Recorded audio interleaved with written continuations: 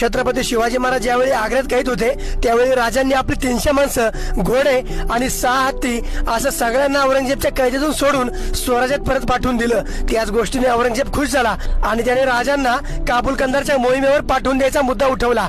त्यावेळी राजे तिकडे जायला तयार नव्हते, कारण त्यांना माहित होतं की काबूल कंदारला गेले की मुघल सैन्य आपल्याला मारून टाकणार। मग राजे म्हणाले, मला संन्यास घ्यायचा आहे, मी काही आता जगणार नाही। त्याचवेळी महाराजांच्या माणसांनी संपूर्ण आग्र्यात प्रत्येक दुकानात जाऊन आपापसात बोलायचे की काय तो शिवाजी कसला डेंजर आहे, जमिनीवरून अचानक गायब होतो, भिंतीत घुसतो। शाहिस्तेखानाची बोटं तोडली त्यावेळी 40-50 फूट उंच उडून गेला आणि अशा सगळ्या अफवा आपल्याच माणसांनी पसरवल्या होत्या। त्याने सगळं आग्रा शहर महाराजांच्या दहशतीने घाबरून गेलं होतं आणि औरंगजेब तर खरंच राजांच्या भीतीने 4 ते 5 दिवस झोपला नव्हता। मस्जिद मध्ये जाताना त्याने प्रत्येक पायरीवर पहारेकरी आणि आपल्या बाजूला पण पहारा ठेवून मगच तो नमाज पढायचा।